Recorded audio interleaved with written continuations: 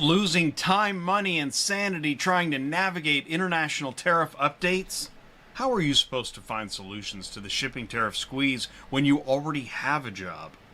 Abe Orgel is the CEO of Simple Forwarding, and he's here to help us understand international shipping regulations, rights of claim, Section 232 steel and aluminum tariff rules, how customs handles all this, and much, much more. So please say hello and feel welcome here at the last neutral zone in automotive on ATI Auto Business.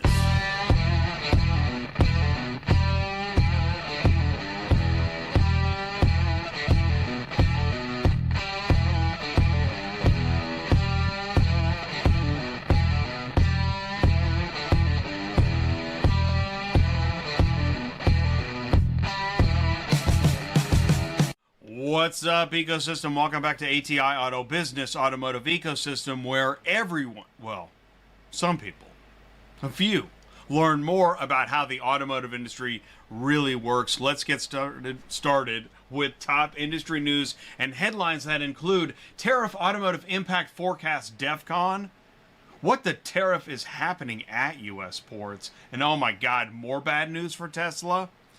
This is show 394 on a Tuesday night on ATI Auto Business. We're talking about ports, supply chain, international shipping tariffs, adapting with Simple Forwarding. We are talking about don't just react to tariff changes, outsmart them. You can get the Art of the Deal free guide. You go to simpleforwarding.com. Abe is the CEO of Simple Forwarding. He's here with us tonight. Go to simpleforwarding.com. This caught my eye when I was checking out the company. Next level freight forwarding for e-commerce and Amazon sellers. I know there's some folks in there with international shipping that would like to know, yeah, how are the tariffs affecting my business?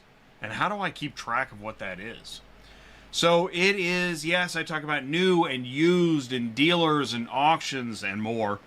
And logistics. And so we're going to go out on the logistics limb with international shipping with Abe at Simple Forwarding. Yes, this is the ecosystem's neutral zone. It's not a big fan favorite anymore. People don't like the neutral zone. They like the extreme zones, such as the golden ages here. People love this. I mean, who cares if it's, whatever. For example, on CBT News, ignore the tariff noise. No, strike that. Turning tariffs into opportunities. That's what we'll call it. And the fairy tale problem with Trump's car tariffs, written by an analyst that, well, this could be their last article that they write. One major auto industry tracker thinks Trump's vision of purely U.S.-made cars is pure fantasy. The president's head-scratching tariff slate could result in a 15 to 20% reduction in demand for new auto purchases in the U.S. in 2025. I know, but you're not seeing the big picture. The concept of a U.S.-made car with all U.S. parts is a fairy tale fictional narrative. This auto tariff, in its current form, will send the auto industry into upside-down mode and raise the average price of cars between $5,000 on the low end and $10,000 to $15,000 on the high end. Can't be right. The golden age is here. Jeez, Joe Biden. Tuesday nights is the automotive ecosystem, 7 o'clock Central Time. 2 weeks ago, 50 Ways to Sue the Dealer. That was a weird show. It was pretty good. You just have to go into it, see some people. They watch on demand. Don't worry about it. We had nationalism versus common sense. Have you made your pick? Pretending everything is fine because we voted for the guy. And then later on, every company is now a media company. AI you should be using right now so you can leave work early. I know everybody is really, really afraid of losing their jobs. So we are at the extremes rather than the neutrals. That's okay. Thursday's Industry Logistics, outsourcing broker logistics support. That was a really good show, too.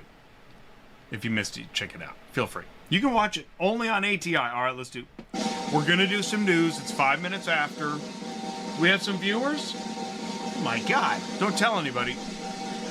The impact of Trump's auto tariffs in combination with the 10% universal tariff, God knows if you can keep track of the percentage. We're going to have to ask Abe.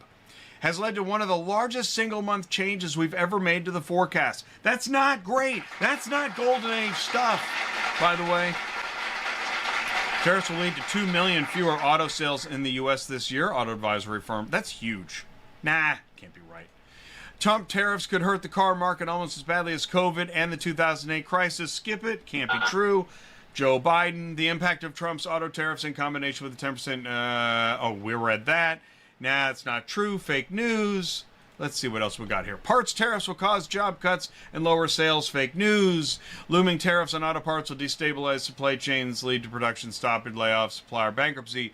Coalition of trade organizations representing auto parts makers, dealers, joint letter. It only takes failure of one supplier to lead to a shutdown of an automaker's production line. When this happens, as it did during the pandemic, all suppliers are impacted. Workers will lose their jobs. Wow.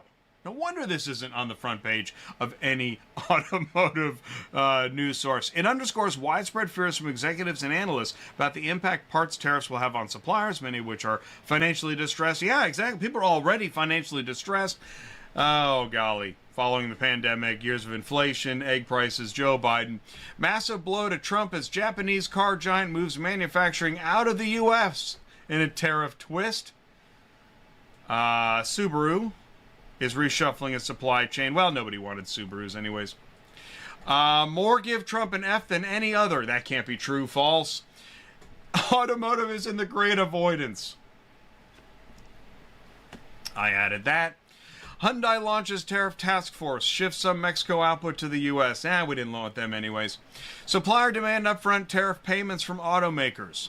Wow. Vallejo and Navarro say they can't supply parts to the U.S. unless customers cover the full cost of the tariffs. With current tariffs on all automotive imports running at 25%, that's an immediate hit to the automaker's bottom line that suppliers are refusing to mitigate. Suppliers say they're already under pressure from the increasing switch to less complex battery electric EV powertrains with fewer parts required are in no position to absorb any tariff. Chairman of Navarro, which supplies plastic parts to 1 in 3 vehicles produced worldwide, tells it's simple. Either pay in advance or no customs clearance. Yeah, that's easy. Vallejo, a specialist in driver assistance and lighting systems, also demands its automaker and auto parts distribution companies pay the full tariff cost. Oh my God. Ford halts pickup SUV sports car shipments to China. Good riddance. Ford has stopped shipping pickup trucks, SUVs, and sports cars to China to avoid increased tariffs. China's recent countermeasures in response to the U.S. import taxes have pushed tariffs on those vehicles as high as 150%. Let them eat cake. The Chinese export business represents a small but profitable operation for Ford. Who cares? Porsche shipments to dealerships stopped over tariffs. We didn't like Porsche anyways. Auto carrier could take $70 million hit from U.S. port fees. Plans to impose levies on Chinese vessels. They're Chinese vessels. Auto liners on Oslo, Norway-based carrier said their plan to impose fees on foreign ships calling at U.S. ports could cost the company as much as $70 million. Norway? I thought we liked Norway. Those measures also target foreign-built car carriers, regardless of which country. Regardless of which country? Oh, crap. Hogue said the cost could top $1 million per vessel calling at the U.S. Hogue's trade routes include Europe to the U.S. East Coast and Europe to the Caribbean and Mexico. Step in the wrong direction. Liner Group questions legality of U.S. port fees. World Shipping Council says port fees may overstep U.S. authority. Port of Los Angeles warns difficult decisions ahead as shipments from China cease. Yeesh. Oh my God. U.S. Trade Representative has announced that fees on China-related vessels calling at U.S. ports China. U.S. ports will include a cost per car unit of about $150 for finished vehicle carriers, which could mean a total cost of $1 million per call for, they're Chinese. He said it in his campaign speech. How Trump's China tariffs retaliation could put the U.S. EV supply chain in tailspin. It's Joe Biden. Exclusive Trump tariffs on Chinese parts for Cybercab and Semi disrupt Tesla's U.S. Oh, no. Tesla. We don't like Tesla anyways. Tesla was ready to absorb the additional cost when Trump imposed the 34% tariff on Chinese goods, but could not do so when the tariff went beyond that. Maybe that's insight. That was my little... Trump raised additional tariffs to 84% on April 9th, has since increased to 125%. No wonder Elon wasn't happy in April. Jeez, okay. All that dancing and, Let's see. The impact on the key business plans for Tesla reflected how Trump's tariffs, which were meant to boost U.S. local manufacturing, has hurt his political ally Musk. Hey, that honeymoon couldn't last. Who has repeatedly said on his social media posts on X, it's not true social. He supported free trade and objected tariffs. Musk, who posted a video illustrating how it requires global supply chain to make a pencil. Oh, God. He doesn't read much anyways. Had made personal appeal to Trump to reverse sweeping new tariffs worldwide. Tesla had also stopped taking new orders for Model S, Model X as China imposed retaliatory. Oh, man. And if that wasn't enough, Tesla's accused of speeding up odometers so they fall out of warranty faster. So remember how the guy loves truckers and he's trucking around in the truck? Huge decline at LA port is a hit to truckers and a stark warning of coming tariff damage. Logistics experts are warning that cargo volumes at U.S. ports are undergoing a precipitous drop. This trend is most apparent in L.A., Los Angeles, home to the nation's busiest port and one that is first to feel any drop-off from Asian shipping. Nobody likes California. Having a real effect on the U.S. economy, and one sizable group of workers is poised to feel the impact first: long-haul truckers. Oh, man. See, I can tell you from the photo, you see what he's doing? He's screaming like a trucker because he thinks truckers are brilliant. There we go. All right.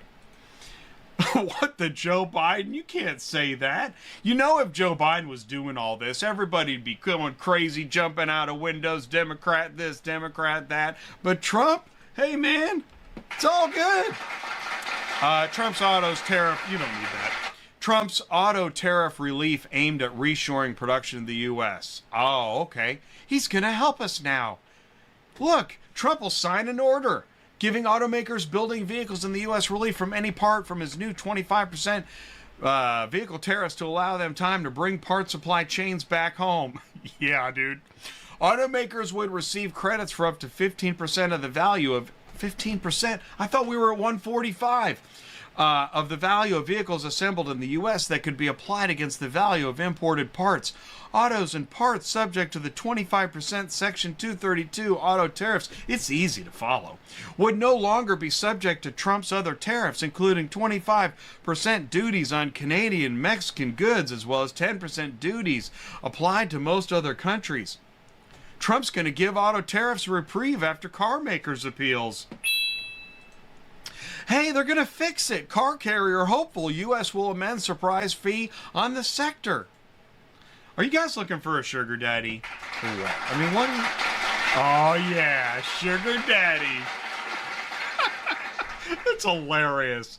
Oh, you guys are killing me. ATI is where everyone learns more about how the automotive industry actually works. I know there is an automaker exec hiding in a closet somewhere loving this show because it is the only place where you're going to find any actual perspective on what is really going on.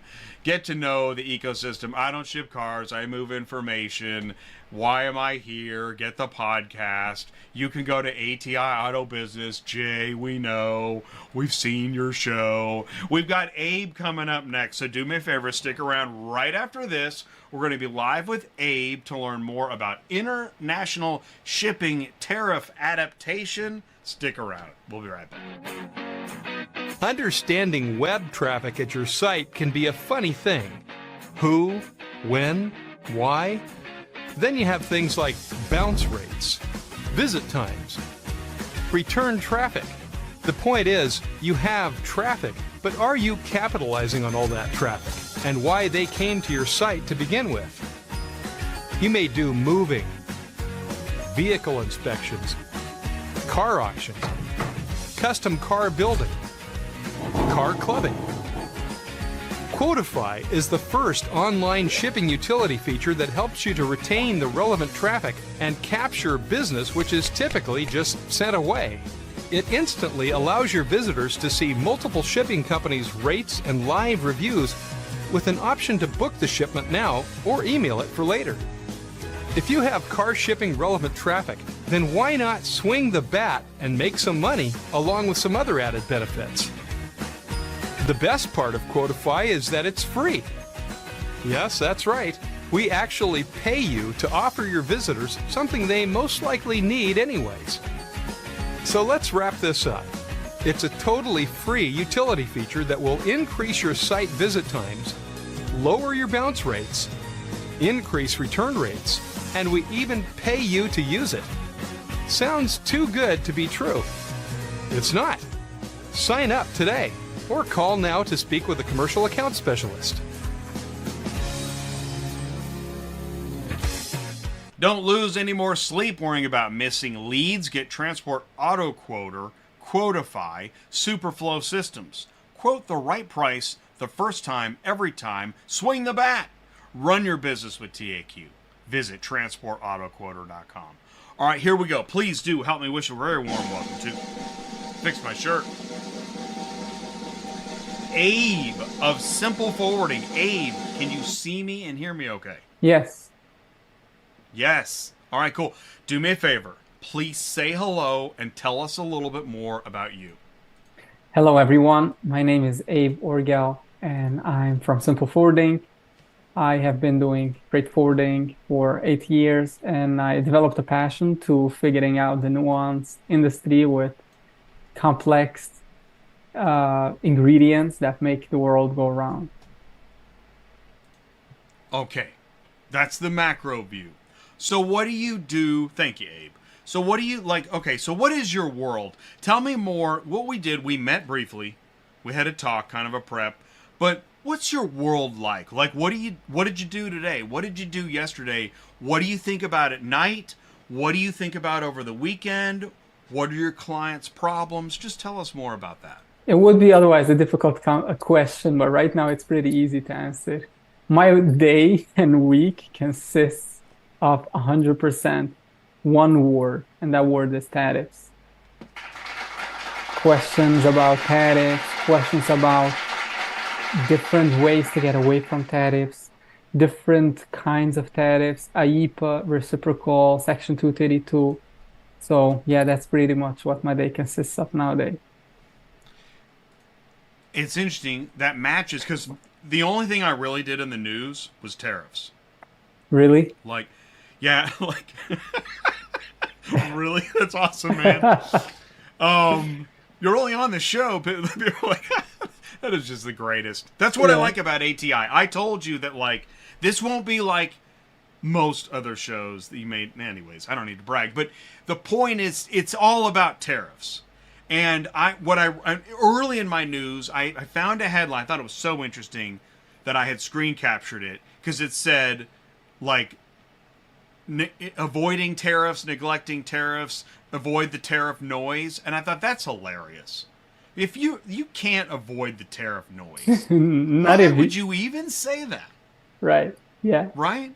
It is the only noise. Yes. It's like the alarm clock is in your head and it's going tariff, tariff, tariff. It's everything right now. Especially, but I realize, listen, if you're, let's say you might have a store domestically where you sell eggs and that alarm is eggs, right, egg prices, whatever. Yes. Okay, that's enough of that. But my point is, I mean, it is tariff craziness.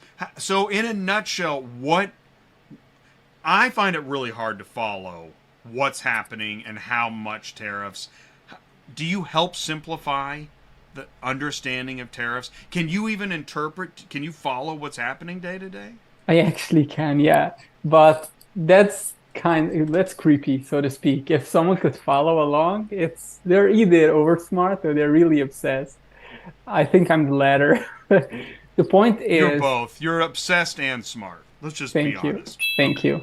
Yeah. So yes, there is a lot of confusion as to what tariff applies to what product and which tariff has been increased and which tariff has been put on pause. Because really, we have the Canadian and Mexican tariff that have been put on pause, and then you have the rest of the world that they have the 10% universal reciprocal tariff, but they don't have the added reciprocal tariff for a 90-day period. Now, the biggest confusion happened around the Chinese products coming from China and also with auto parts and cars overall. That includes parts that you could say you have the Section 232 that applies to auto parts. And stop me if I'm getting into the too Keep nitty-gritty. going. No, Okay, I go. like it. Yeah, Okay. no, this is what we need. We need a tariff interpreter. In fact, if it's available, tariffinterpreter.com, I'd go get it. Yeah. Yeah. Yeah, it's a good idea. So, and yeah, it wasn't that difficult.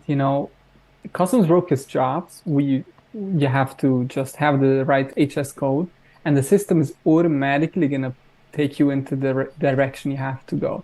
But right now, it's which exclusion code do I put for products that left China after April 5 before April 10?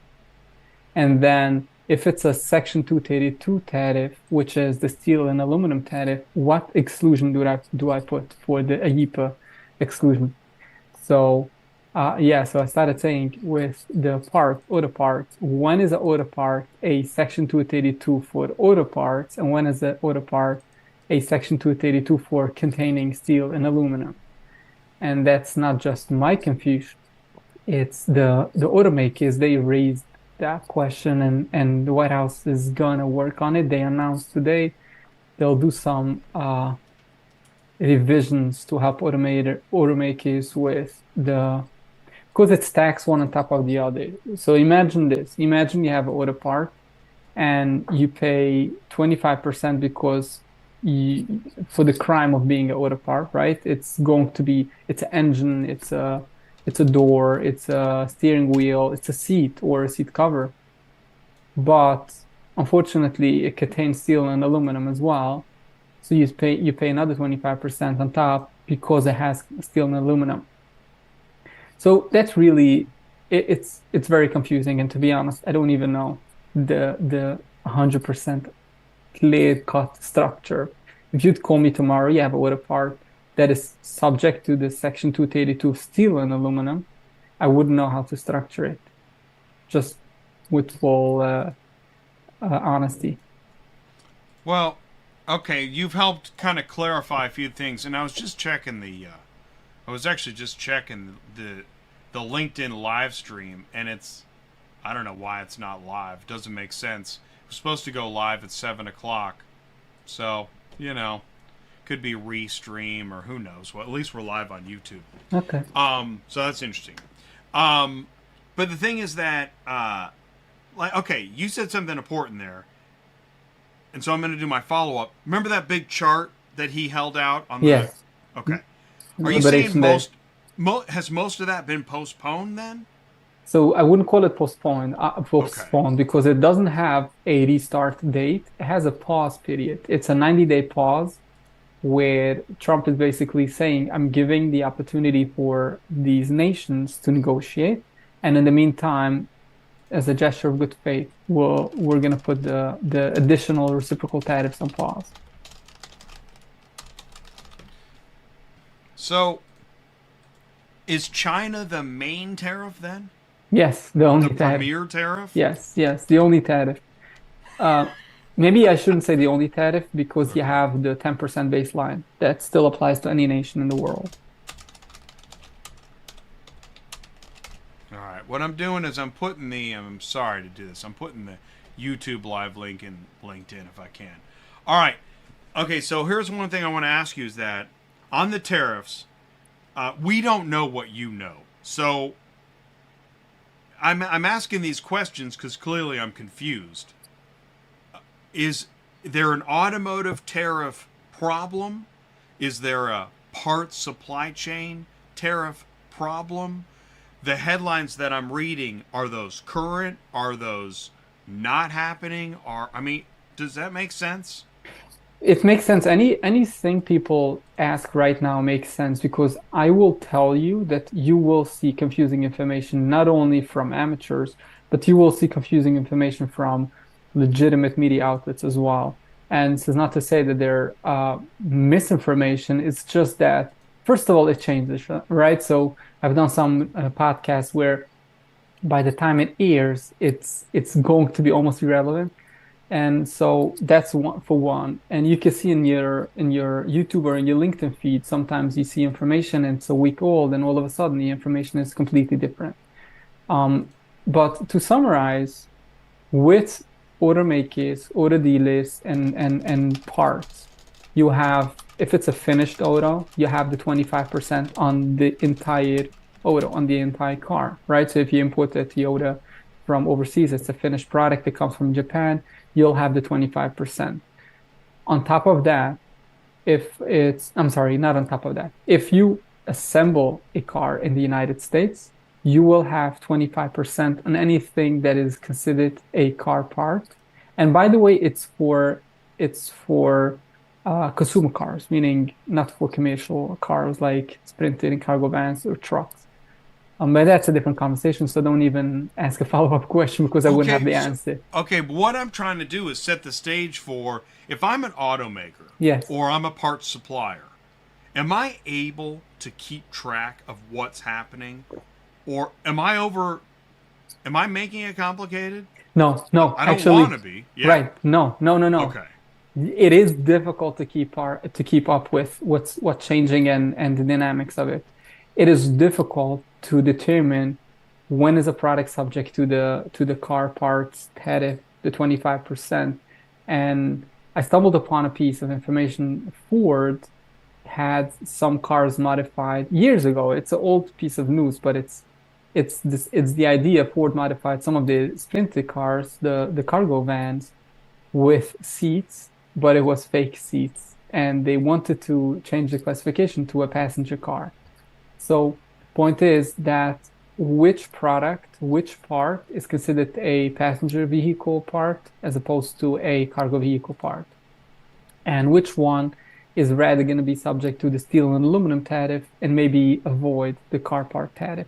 So it's really complex, and I think the people within the logistics space of the car dealers and the automakers, they have a full-time job, maybe even two times a full-time job, keeping up with all of that. And not even myself, I'm doing this full-time. I'm not even able to keep up with every nuanced piece of information that comes out. So yes, it's very difficult to keep up with the Okay. tariff. And it's a genius strategy? Is this a great long-term strategy that just can't be understood right now? Is that possible? Okay, I like the way you ask it because sometimes people fall into the trap of asking this in a political way, but you're not asking it in a political way. You're asking, are the fundamentals of that tariff meant to be complex? And the answer is no. I think that once the dust settles, we'll find ourselves with a specific type of tariffs that will shape the industry the way we know it. So it's either going to make car makers go away from the United States, and I'll give you a very basic example. If you have car parts coming in into the United States, you pay for the 25% for the car parts, okay? And you know how it is with the automakers. They bring products from Mexico to the US and then to Canada. And sometimes you have a part crossing the borders a couple of times. Now, with having multiple tariff applied on top of one another, it becomes almost impossible to remain profitable. Assuming that one can absorb a 25% hike, they wouldn't be able to absorb many 25% hikes. So I think from that perspective, it doesn't really make a lot of sense. So I think the dust will settle, and there's going to be clarity as to let's say one tariff that is going to include every single car and car part. So this way you don't have a car part on top of a car. Um, and I also think that some of it, like you said, I think it was today that the White House announced they'll alleviate some of the tariffs for the car makers to give them time to adjust. Right. Which I have a follow up on that too. But before we go there, when I read that, okay, so like a U.S. domestic, like a strong American brand that we're trying to protect, Ford Yes. halting shipments to China. Did well? That can't be helpful to the brand.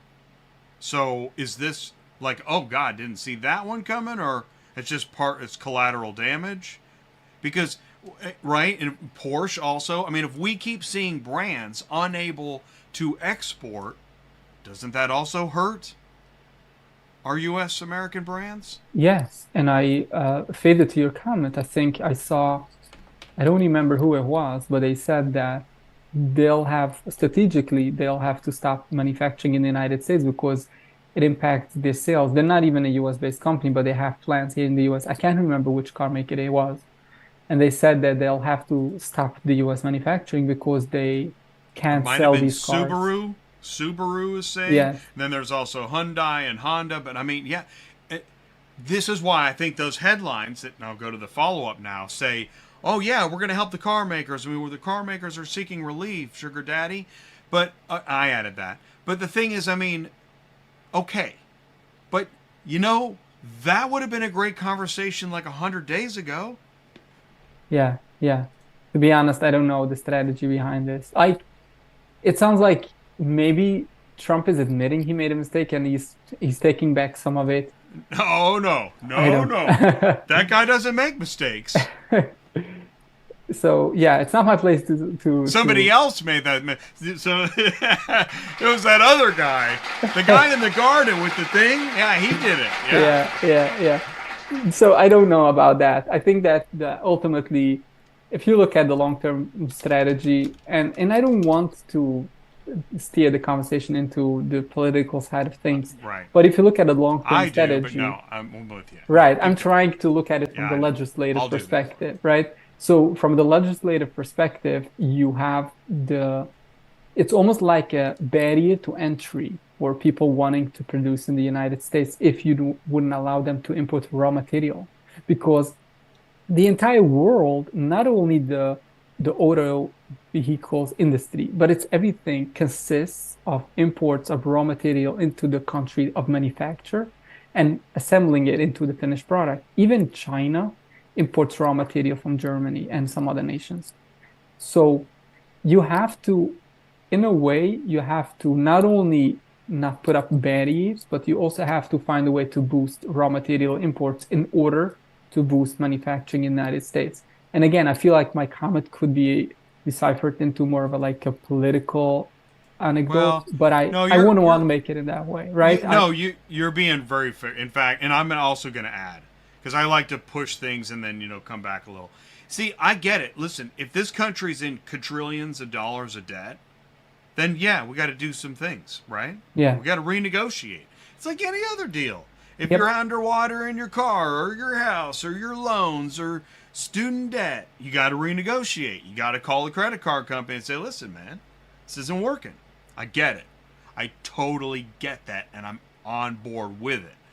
But when you look at global supply chain, it is not that simple. In fact, the ability to calculate all of the intricacies of the global connections and then the tariffs and the customs, dude, I don't even know how you put your arms around that. Right, right. Yeah, it's complex and it's costly. It's costly. And if you're changing things weekly or daily, you would arrive at the point, okay, fine, we're just not shipping anything anymore then. We're just timeout, right? Put the mask on, put the headphones on, and just shut the door, and let's watch Breaking Bad again. Because, you can't... Okay, stopping there. Ports. Are they the next frontier of craziness right now? You want to talk about the Section 301 of the Maritime Ships yeah. Act? Yeah. Before I answer that question, I want to finish the previous conversation with two things. Okay, good. Because I try to at least bring some positivity. Again, it's like the saying, I think I share this with you. The pessimist complains about the wind. The optimist expects the wind to change. The realist adjusts the sails, right? I'm trying, whenever I speak with people or crowds, I try to steer the conversation into a place where, yeah, it looks broken, it looks confusing, it looks overwhelming. What can you do today, right? What can you do today to circumvent some of the duties? What can you do today to gain clarity? What can you do today to stay afloat? And those questions, they have answers. I promise you that, right? Let's not look at the macroeconomic level. Let's not look at in the entire worldwide supply chain. Let's look at a singular consumer that buys a product, that buys a car, right? You and I, we're still going to buy cars in the United States, and someone is going to sell it to me. Someone is going to sell it to you. That someone is going to figure something out that the others wouldn't. So all it takes from car makers and car parts manufacturers is to ask those questions. What tariffs do I face? How can I maybe mitigate some of it? Because let's talk for a sec. The steel and aluminum section 232, it's called derivative value, which is when you have a product, you want to look at the steel within that product, right? So to my example, a car seat, if you import the car seats, it might be subject to some sort of section 232. You know what? I'm not going to use a car seat example because it's a car part. I'm rather going to use mechanical parts, right? Mechanical parts, they will be subject to section 232 steel and aluminum, but it doesn't necessarily mean that 100% of the value of the product is subject to the section 232. And I don't know if am I too complex right now? Well, yes, but this is complex. So okay. yeah, keep Thank going. you. I mean, yeah, okay, no, thank you for saying this. Keep going. Yeah. Okay. So let me just finish this comment. So you have a product, a mechanical part that consists of many moving pieces. It has an engine and it has a frame, it has a mechanism and whatnot. So number one thing that you want to look at, section 232 for steel and aluminum is only for the derived value for the steel and aluminum within. So what you want to do is go to your manufacturer and find out what percentage of that product is steel and what percentage is something else, right? And this is crucial, and this is a lengthy conversation, but it's one that you should have today. The other thing is, again, with the same sentiment of don't change the world events, but do what you have to do today to stay afloat, is start looking into country of origin. And that is not necessarily going to help you with Section 282 right now, because it applies to the entire world, right? So even if you import from Mexico and Canada, you still have that Section 232. But it's really healthy to understand if you have products that will be subject to additional tariffs, such as the Chinese tariffs or eventually different tariffs. You want to understand, you want to educate yourself as to the parts origins. And that's not to say that it's going to be the only thing that you need to do and it's going to give you this magic key, but at least it's going to give you things to talk about and things to figure out. Maybe it could be assembled in a different country. Maybe it could be assembled in a country that we have a free trade agreement so that we avoid some of the tariffs, like the 10% universal tariff that Canadian and Mexican countries are still exempt from.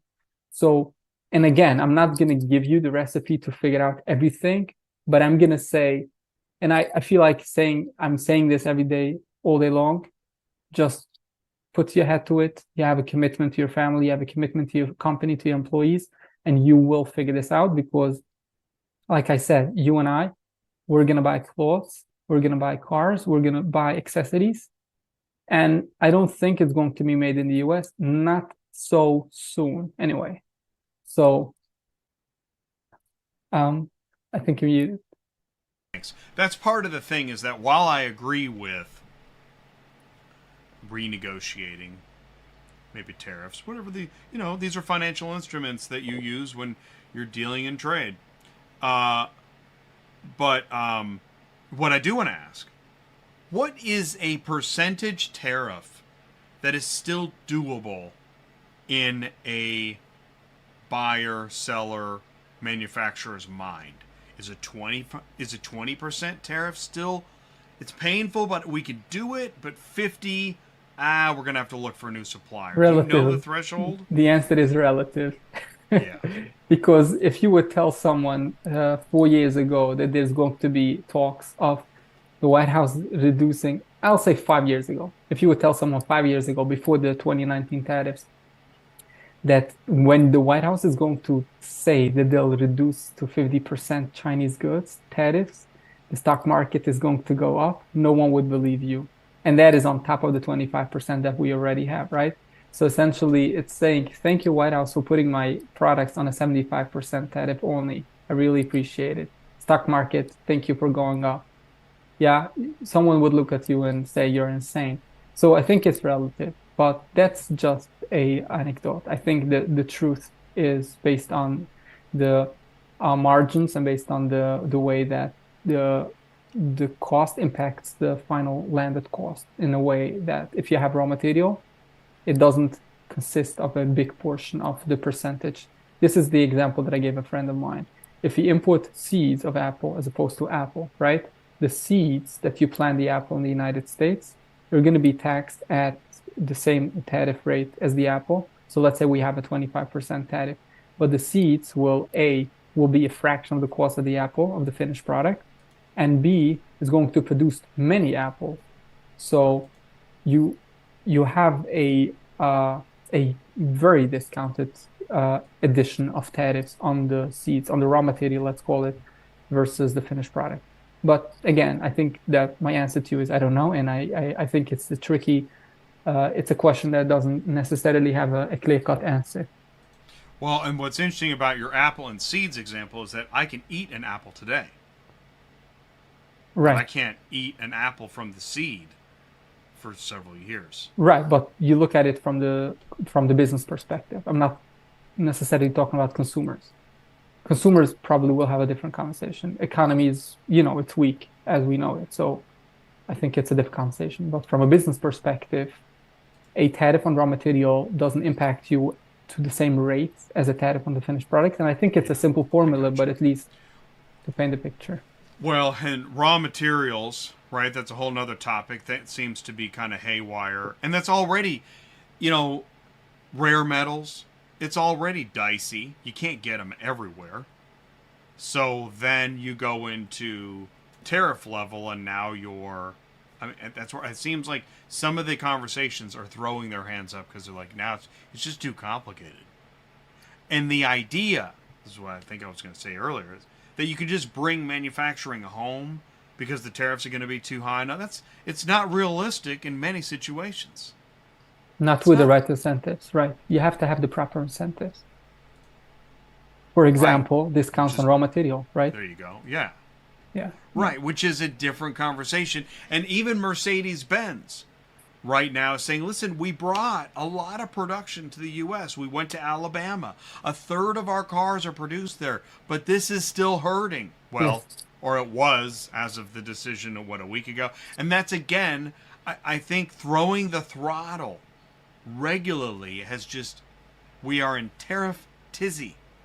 And I like that. I, I don't think that's a real strategy.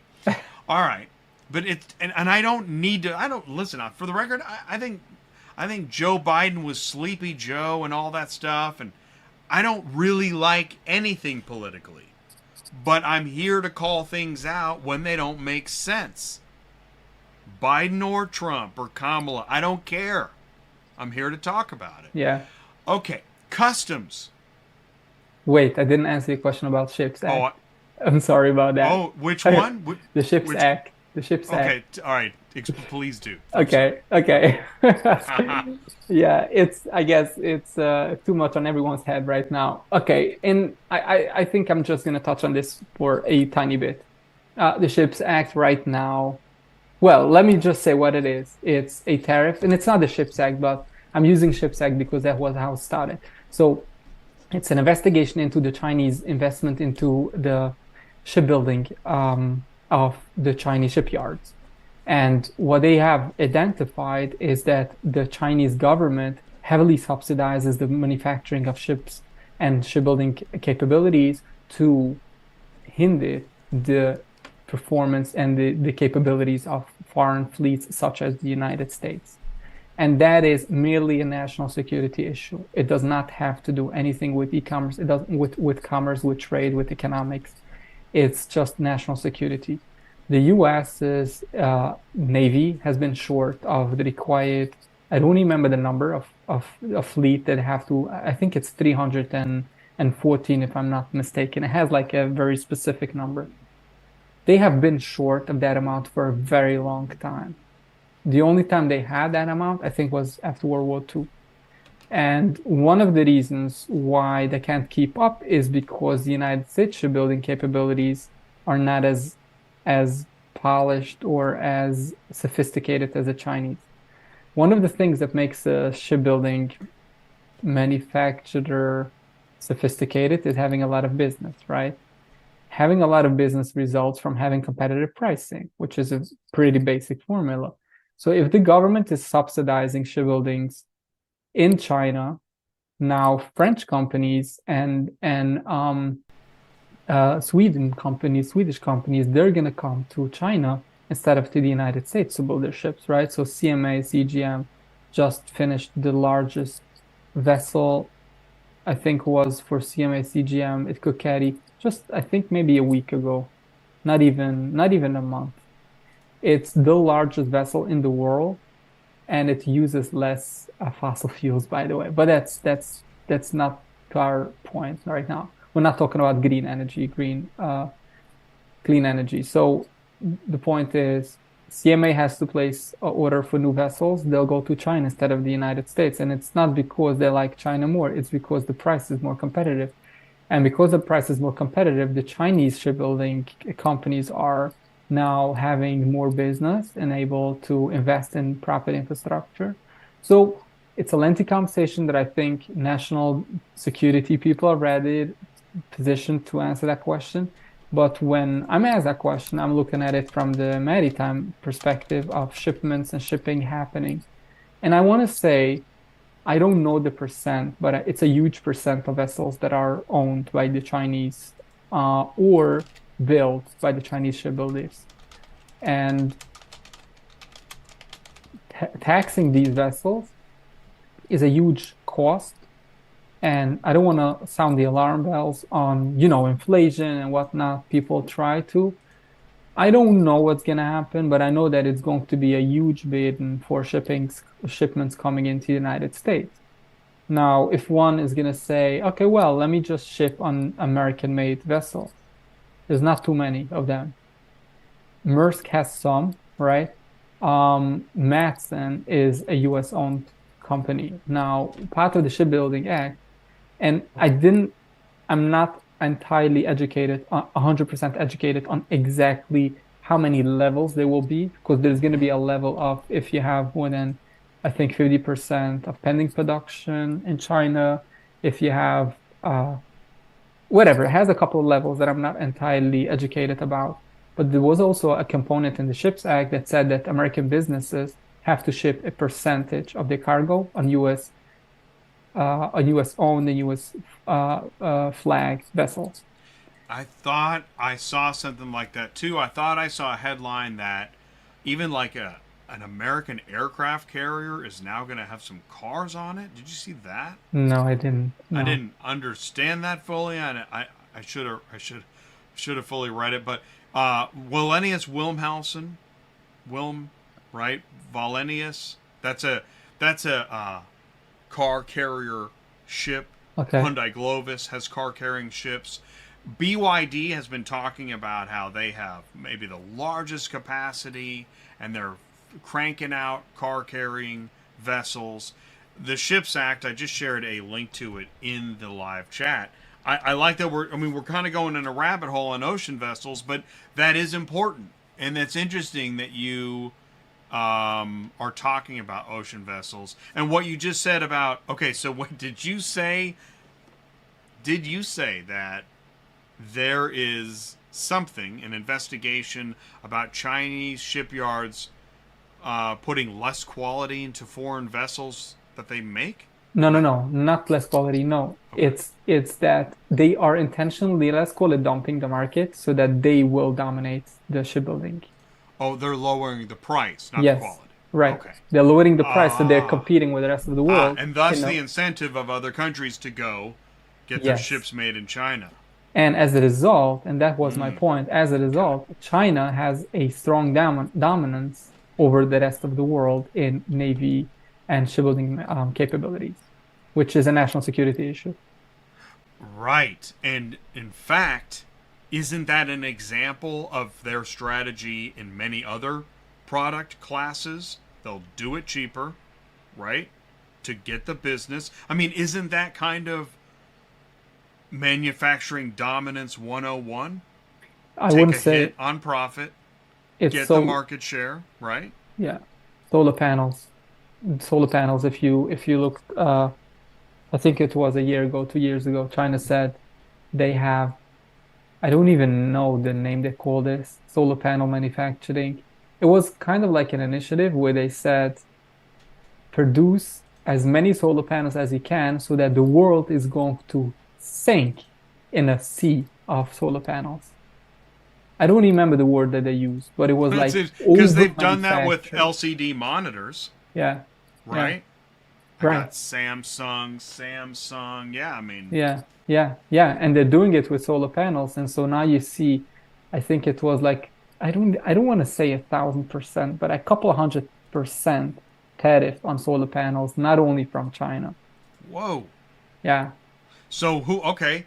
So suddenly you're facing. Okay, you're an American solar panel desert, you know, provider or whatever. Yeah. And now what'd you say? Did you say I, 1,000%? I don't want to say a thousand Okay. All percent. right. I don't want to Well, say whatever it a is, it's couple a of lot of hundred. percent. For sure, 200. All More than right. And 200. okay, that's gonna put us out. We can't do that. So now where? I guess this is tariff panic. This is a tariff tizzy. Okay, we gotta get solar panels from somewhere else. So what do you do? Start Googling for solar panels? I don't have the answer to it, but I think Okay. there is maybe other countries that manufacture this, or it is shucks, I forgot, but there is a philosophy behind this that actually makes sense. And again, I'm not here to support any president's decision, but the solar Right. panel tariff Huh. was put in place during Biden's presidency. Perfect. Perfect. Because there, let's do that. This is great. There were tariffs in place before Trump. Yes, Were there tariffs in place before Biden? yeah, you bet. Right. How long have we had international tariffs in place? Forever. All 1980 right. Tariff Act is a tariff. Okay. So we've had tariffs since the beginning of the country. Yes. There were tariffs before this country began. Heck, you know the war of independence started with a T.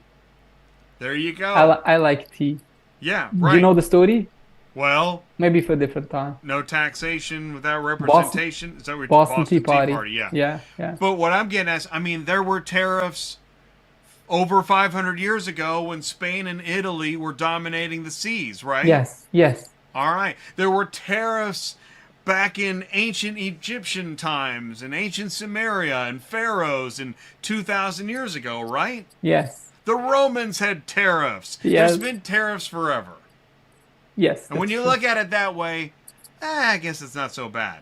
But but we're in a new level of tariff. I mean, traditional tariffs are not 145% against a country, Yes, right? no, no, not a blanket tariff Right. of every In fact, I don't product. know if I've ever heard of that before. Have you heard of that before? Yeah, for Russia, yes. Okay. For Russia, okay. So let's play Tariff Mania. What other, like, interesting tariffs could you talk about internationally? I don't know. Let's throw in Canada and Germany and Iceland and all those other countries we want to change. The Gulf of America.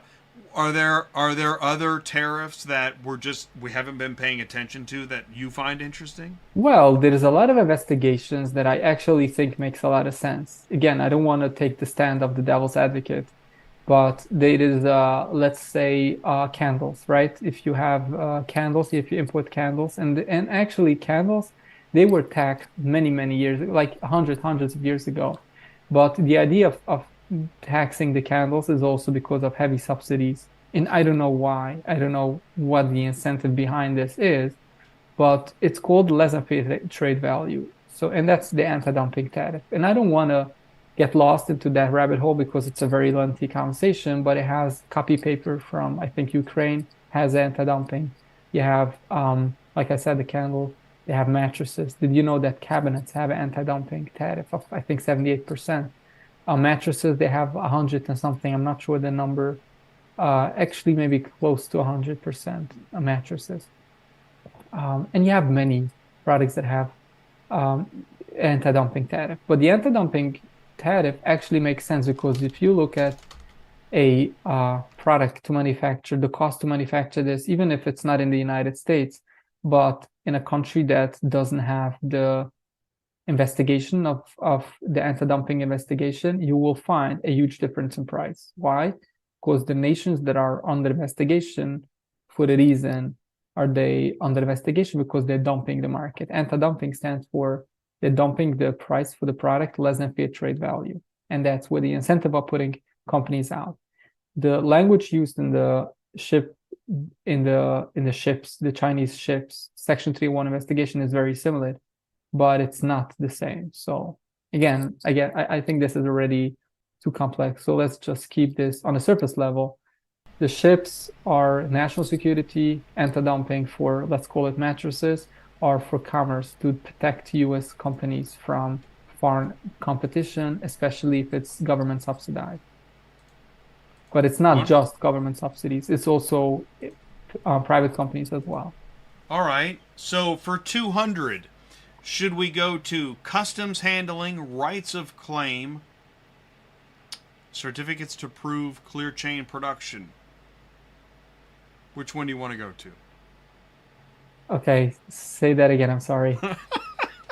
I said it like it was a game show. Yeah. For $200, do you want to go to customs handling, rights of claim? You know, you're on ATI. It's a dangerous place. Certificates to prove clear chain of production. We could also go to the Jones Act. Oh, the Jones Act is similar to the ships, so I'm going to Let's touch go on there. that. But the certificate of chain of, let's call it certificate of origin, is also a topic that Trump invests effort in. Well, yeah. Which one would you want? The Jones Act or the certificate of? I'll call it the certificate of origin because Okay. that's going to be the biggest scam of the 2025. I'm curious of what. Yeah, go please. Certificate of origin for 200. So one of the things that you noticed in the media, in the news of what Trump is trying to do, and they use the word isolate China. And one of the things, and obviously it comes from my perspective, but there is more to it. But the way I see it, Chinese companies have been transporting products and shipments to other nations such as Vietnam and Malaysia, and they are applying labels of it's made in Malaysia, it's made in Vietnam, and they are essentially that's smuggling. It's a crime. And it's very easy to do because no one is interested in catching them because everyone appreciates more business, right? Malaysia appreciates more business and Vietnam appreciates more business. But what happens if Trump says that part of our deal is going to be for you to put up barriers not to enable such transports? So a few things that they could do. Number one, the government is not going to issue certificates of origin without proper vetting. So they'll need a manufacturer name and they'll go through whatever they have to go through to verify that it was indeed manufactured or assembled in that country. And also transshipments. When you transship a shipment from China to Vietnam and you just transload the container into another container, those warehouses will be inspected heavily by US and Vietnam officials. So that's something that it's going to be explored a lot. It's already been, I want to say. An interesting thing that I posted on LinkedIn is FedEx announced they'll start a new service from what was it, Singapore, I think, if I'm not mistaken, Singapore to the US. What happened all of a sudden that Singapore has so many shipments? Singapore is not a manufacturing country, at least they didn't become one in a way that FedEx has to dedicate a entire weekly service to them, right? I think, and I don't want to say this conclusively for Singapore, but I want to say that overall, we're going to see a lot of shifts in not just manufacturing, but also transport. And it's going to be shady. Well, what you just told me I found really interesting because I didn't know, and I'm not saying you said this, but I think what you are saying is it's possible that a product that I've got says, made in Malaysia, and maybe it was just would you say, transported? I It call this wasn't made there. But transshipped. Yeah, it yeah, was transshipped from maybe China or Taiwan or Vietnam or vice versa, and right. that's been happening. Yes, And that actually makes a lot of sense. Because I've seen made in Malaysia, or made in Taiwan, or made in Vietnam, or made in China. And after a while, you're like, I don't know. It's one of them. well, just to take away the negativity or the It's okay. conclusiveness of this, I want to Yeah, say sure. that products have moved, right? Manufacturing has Sure. moved to Vietnam and to Malaysia. So when Right. you see Yes. products actually made in Malaysia, it Right. makes a lot of sense. And I'm not going to say that it hasn't. Yes, But I am going to say that it's possible that one of them is made in Malaysia, China, Taiwan. yes, Yes. I mean, and it's also possible, just like many other things that crazy things we've seen, it's possible that somebody would come up with that idea. well, it's not just possible. It's the Yeah. incentives are aligned. There's another And, component to and it. and you know what? In our awesome capitalist republic, we might do something, you know, If made in Arizona, Georgia, Texas, Sippy. Yeah, Maybe. yeah. There's also another component to incentivizing people to do this transshipment thing is for the direct-to-consumer companies like Temu and SHEIN, they have the issue right now with Section 321. It's basically you were able to ship direct to consumer without going through regular customs. It's like a fast lane custom. And obviously they were able to do many things that one cannot do legally. And Trump, one of his two executive orders on Liberation Day, signed to eliminate that Section 321, which is going to be eliminated in 2 days, May 2, in 3 days. So, and that's why you see TEMU and SHEIN increase their price with 200% or the likes. So, but it's not been terminated for Vietnam, right? So if you were to ship a product that is assuming made in Vietnam 100%, you could still ship direct to consumer under the Section 321. So Section 321 is just eliminated for China. For So China. now, not to give anyone wrong thoughts, Right. but what if I Right. am based in China? No one is going Somebody's to catch working on me. it right now. Yeah. How And then far a when, swim is it? Temu and SHEIN. yes. And what's interesting is those are both. I didn't know what SHEIN was, but I've heard of Temu, and I've heard it. Really, I heard of Temu on the Super Bowl. Okay. Yes. I believe it was six over, times. and I think it was 2024 Super Bowl. Yeah. Yeah. Right? Yeah. Yeah. Yeah. And they paid like and- $1 million or I don't know yeah, how much everybody's money. like, "What's that?" Yeah. Yeah. Right? Yeah. I mean, not everybody, but a lot of people. Now, SHEIN, similar thing. And I put it in the live chat. So you get Temu and SHEIN. Those are both very big. Apparently, SHEIN does a lot in clothing. Yeah. Okay. And it's really affordable clothing that, Fashionable clothing. Yeah. yes. So you might only wear it a few times and you don't pay that much money. Yes. It's great, right? How great is that? Yes. You might get a rash for a few weeks. Okay. Yes. But anyways, that is really interesting. So this is gonna really cut into the Temu and SHEIN because I mean those brands they're growing, right? If Yeah. you're on TikTok, you're seeing those ads constantly. Yes. Yes. But they stop. They wind down the advertising spend. Right, right, because they can no longer offer insane deals Right. or Right. something. Anyways, it's They not like don't they're have the gonna go budget away, but for this it. will, yeah. And this is the Do you- good news Yeah. for businesses in the US because the cost of doing business when you have a rival such as Temu, and not to talk about the actual competition and the business it steals from you, but I'm talking about the cost of doing business, such as Google Ads. Who competes on your keywords on Google Ads today, and who competed on it a week ago? And what if all of a sudden your biggest competition on that specific keyword just went away, and that biggest competition had a endless pocket of money, such as the Super Bowl?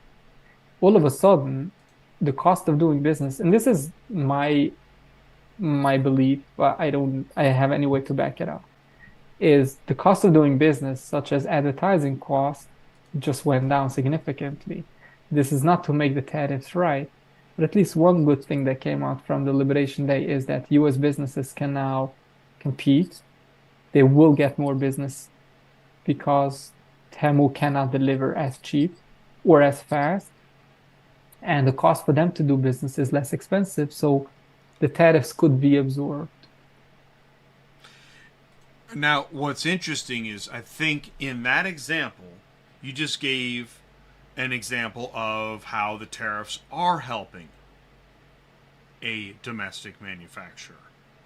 What went through my mind as you were saying it is, well, then it would seem that the execs at TEMU and SHEIN will find a way to make sure manufacturing happens in one of those other countries. And it won't be that hard to make that happen, right? Yes. Well, the cost of manufacturing in different countries are not as cheap as China, but again, with this model of cheap labor, potentially forced labor, yeah, one can only speculate. Do you ever follow that company Foxconn that built the iPhones and had the Yes. suicide nets? Yeah, I just saw one video, but let me let you get to the point first. Well, Foxconn, when I'd heard of them, I thought, well, it's just another crazy company that, oh, well, we really want our iPhones, so we'll just do it. But that company has grown to such a size. Now they're in the U.S. trying to make deals with, like, I think Lordstown Motors would shut down, or they're really trying to make a deal with the car manufacturer. So when a company gets big enough, it grows from its whatever it was before.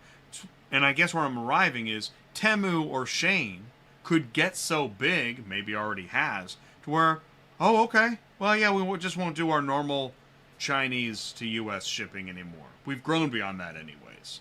That's okay. We'll figure it out. We'll be fine. We'll see you soon.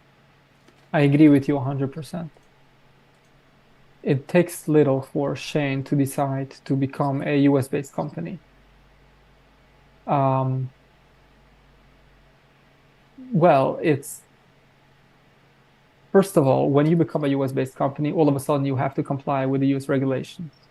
So why do I care if I have another competition if we're both playing the same field and the playing field is level? Not that bad, is it? Yeah, I mean, you can figure it out. It's getting started is really the hardest part. It's And until building now. some brand awareness and right? I think that especially with clothing, if you look at clothing, the fashion Yeah, that's an clothing, interesting industry. Yeah. it's very expensive. And one of the reasons why it's expensive, obviously because it's design, but it's also the tariffs on clothing, even before the 145% on China. You had on some pieces of apparel, you have like 34% duties, and then you potentially have the Section 301 tariff, 25% or 7.5%.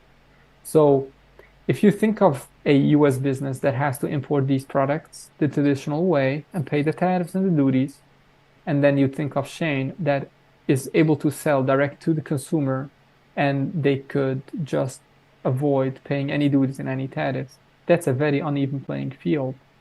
It's putting the US businesses at a disadvantage of the sorts of 50, 60%.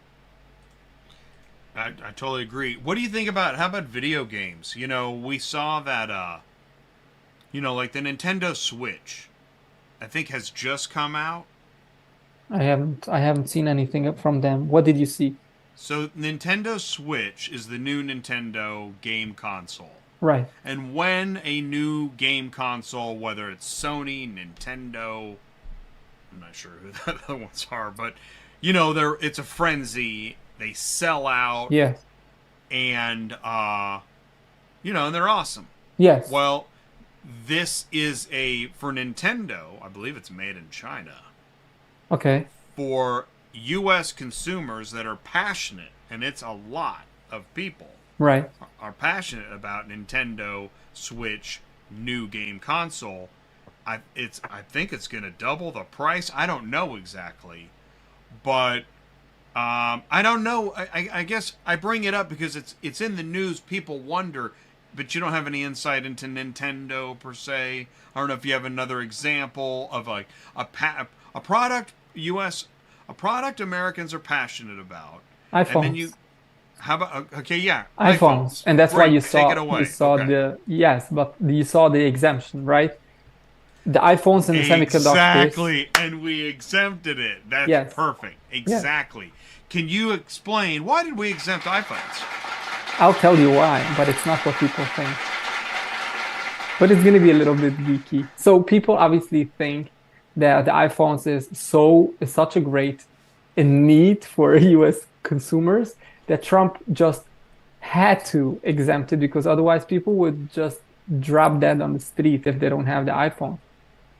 Well, it could be that was the case, but right after the exemption, there's a Section 232 investigation started in semiconductor and chip making. The Section 232 investigation is a conflict. The right word is not a conflict, but the executive order of the IEEPA, the reciprocal tariff, says that it's not piled on top of a Section 232. So I think, and I've seen this from other people saying it, and again, I can only speculate that in order to start the investigation, they needed to exempt it from IEEPA, reciprocal tariff. I see. Okay, so And that was pretty geeky. yes, and the IEEPA, it could go away if only Jinping is going to climb down his ladder, but Section 232 will not. Section 232 is national security. It's all about national security. So when you look at all of these steel and aluminum tariffs that we talked in the beginning of the call, it's not about China. It's not about unfair trade. It's not about deficit. It's about national security. It's about US companies starting to manufacture more steel and aluminum just so that we, in time of crisis, have the capabilities of producing more. You know, it seems like, and I think we're gonna get near the conclusion here soon. It seems like to become proficient in international shipping, you have to really understand logistics. It seems like there's a pretty heavy legal section, and then, like you said, country of origin. You're gonna have to know a lot about world geography. Yes. Yeah.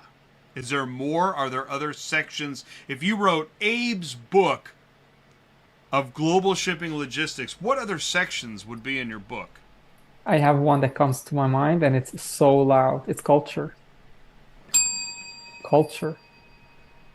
People were in a culture shock when they first were cheated by Chinese.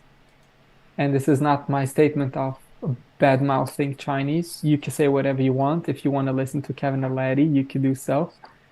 The idea is there are cultural differences with every nation that you trade. And when you start looking into trading with other nations and with other manufacturers, yes, you want to look at the supply chain, the logistics, the compliance, and the cost of doing business with that nation, whatever it takes with licensing. But I think the underlying mechanism is culture. If it's a culture that you could trust, like Japanese, right? Japanese have this level of trust that you shake their hands and it's like it's stronger than any contract signed with any court of law. But on the other hand, if you only dare cheat them, you're a goner. So different cultures, different people, different ways of how they trade, how they deal with you. It's really important to understand the people that you work with and not just the product. But you're saying about legalities. I don't know if I would add anything other than the culture on top of your list. You said logistics, the shipping time, the cost of doing business, the cost of shipping a product, the country specific restraints such as natural resources, holidays, and some politics like in Pakistan and Colombo, they have like their own issues, and India. So understanding a little bit about those dynamics, but yeah, I think that's already too sophisticated. If you want to keep it simple, it's just understanding your product, compliance, if it's subject to any type of compliance, electrical parts, tariffs, classifications, consumer-oriented products, safety, choking hazard, lead. Well, it's you know what? Yeah, it's a long list, I guess. So I think you're going to work on a book now, aren't you? No, Abe's audiobook. no.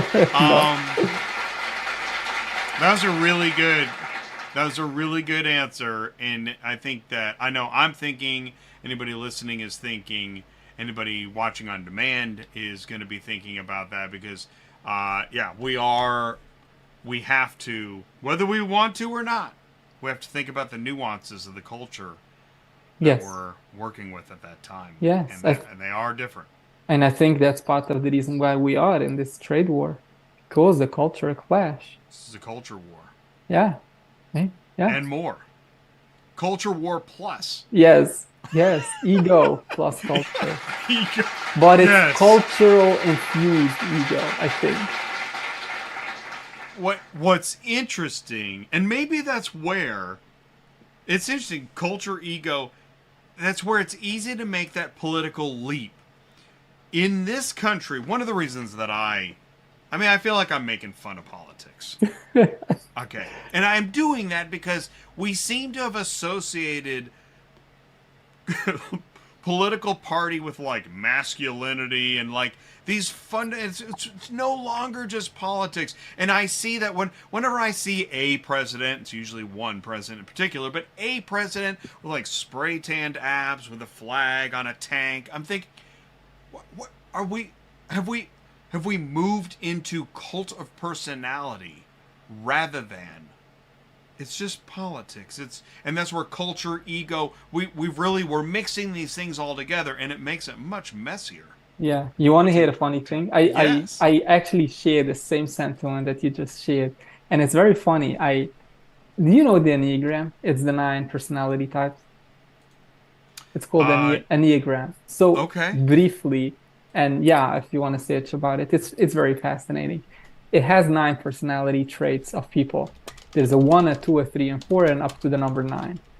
And back a couple weeks ago, I was having fun with my ChatGPT, and I did like I want to assign Enneagram numbers to nations, and I started telling ChatGPT the numbers that I feel nations are, and it actually helped me draft a rundown of the nations. So it was pretty funny. I'll give you two examples. Russia is the eight. The eight is the challenger, power-driven, confrontational, and unafraid to dominate, seeks respect through control. That's the number eight, the definition of the number eight. And if you look at Putin, that's exactly what he is. Ukraine, on the other hand, is the number nine. The number nine is a peacemaker. He's calm, grounded, resilient, didn't want the fight, but wouldn't fold. Let's use, okay, obviously you want to talk about China, so I'm gonna use China and North Korea for the fun of it. China is a six. A six is a loyalist. A loyalist is strategic, skeptical, and security obsessed. Loyalty and control reign supreme. So he's not just the eight that is like controlling, but he's really afraid. You know, the difference is Putin is not afraid. He's like, I have to own it. And China is the six. Well, anyways, North Korea is gonna be a five with a wing of eight. He's like the observer, but with a dark edge. Secretive, paranoid, fiercely controlling, studies everything, shares nothing. How do you like it? Oh, let me finish with the US then, I guess. The US is a big flat three. A three is the achiever, or I call it the performer. It's image obsessed, endlessly reinventing, sells success like it's gospel. And I want to add, and has nothing. But that's I guess that's too negative already because the No, I three loved it. the, Yeah. the three is like a performer that is just putting up a show, and he could be very successful because he gets people to believe in him. And as long as people believe in him, he has a trade. He has a the currency, the world currency. But maybe I shouldn't say this. Well, Anyway, no, listen, I'm gonna give you another applause. I'm gonna applaud you for that. I thought that was really smart. And what I was able to do is I put in the live chat. One of the things that I like to do is I like to also throw things in the live chat. And I found the Enneagram Institute link, okay. put it in the live chat, and then as you went through 8, 9, 6, 5, and 3. I put them all in the live chat so anybody watching can follow along. And I'm going to add this on the achiever. Mm-hmm. So, adaptive, excelling, driven, image conscious. See, I have this thing. People blame the media. People blame Hollywood. It's very common in America. Yeah. And I find it ironic because I think America is secretly obsessed with being in the media, craving Hollywood. It's part of this, this Image. self-achieving, image-seeking, and it's this duality that I think America has. Even right now, it's pissing some people off that I even said that. And that's part of the duality. It's very... But I mean, it's, Russia, number 8, I'll just say, the Putin thing. Anybody that believed we could make Putin do whatever we wanted within 24 hours, that is just dumb.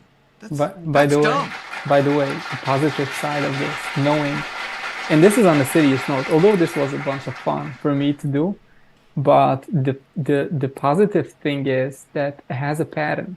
If you want to satisfy Putin, if you really want, study the 8. Okay? The 8 has a way that he wants dominance, but he also likes coalition. If you give me my respect. Again, I don't want to take this conversation to politics, but I think if you look at China, if you look at, the issues that we're dealing with, and you try to understand the culture behind this, you can satisfy many, many people that... Well, and now you're back into international shipping. Because, yes, if you run into... I think what we're getting at, if you were running into an international shipping challenge, study the culture. Yes. And adapt. Yes. And that could be how you succeed in international shipping. Yeah, I guess. Yeah. That was cool, man. That was really good. I know that we have some topics, some things we didn't cover, but we really did cover a lot. You've been with me an hour. I've kept you an hour. I know you're in Eastern time. So at this point, I think I'm just going to thank you. Thank you for having me, Jay. And it was a lot of fun. That was a good conversation. Yes. Thank you, Vanessa. Thank you, Vanessa. Thank you, Vanessa. Vanessa brought us together here today. So, Abe, I'll let you go. I'll put you back in the waiting room, and I'll finish out the show. Thank you, Jay. Have a good evening. Take care. Oh, hey, and simpleforwarding.com, right?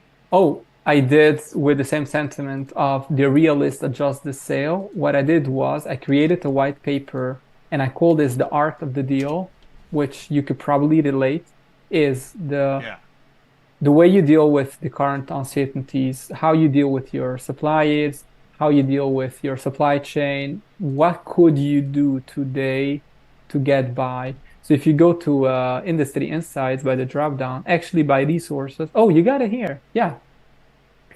I will urge anyone that is in the imports, wholesale, retail, commerce, anything that has to do with the tariffs, and I think that is just about anyone, should go ahead and download this white paper because it's gonna have something for everyone just to get you thinking, to get your wheels in your head spinning with some ideas on how to, get by and stay afloat.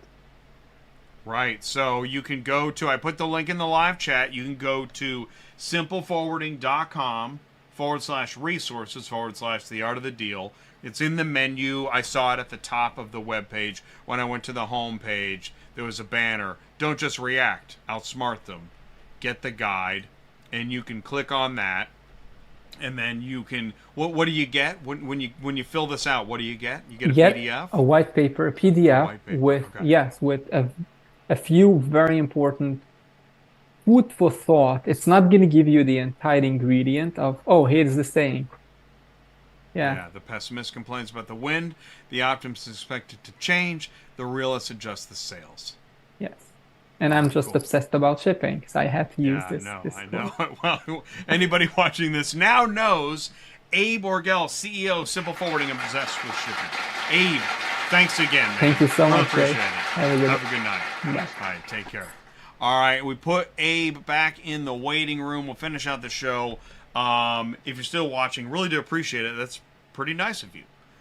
And that was about a 1-hour interview. This will be available on demand. I don't know what happened to the LinkedIn stream. And you know what's weird? That's what happened 2 weeks ago on a Tuesday night. But on Thursday, it worked. And I don't know. I'll look into it. We'll set up a task force and, all that cool stuff. Anyways, just finish this show, Jay. You've kept everybody long enough. Thank you so much for joining us here tonight. It's ATI Auto Business. My name is Jay. I've got a show Thursday. I've got a show next Tuesday night. Then we're going to be off again for a couple weeks. That's kind of the new norm at ATI. Show every couple weeks here and there. We'll do our thing. And as you can see, tonight's show is off. Also, we're pushing the boundaries of the automotive ecosystem. Why not? Right? Because everything keeps changing. I don't really know why. It's crazy industry. Crazy. I don't know. I really don't know. You can send me an email, autotransportintel@gmail.com. I'm just trying to do the best I can. If you've watched this show, that's what I've been doing since 2017. So, I don't know. I didn't change anything. I'm not sure why everything has changed, but I guess it's just going to keep on changing. Send me an email, autotransportintel, accept the email address, autotransportintel@gmail.com. My name is Jay. It's ATI Auto Business. I'll see you again soon. Thanks for watching. Tell a friend, subscribe, like, comment, and all that cool stuff. Have a good night. Take care. Thank you. Good night.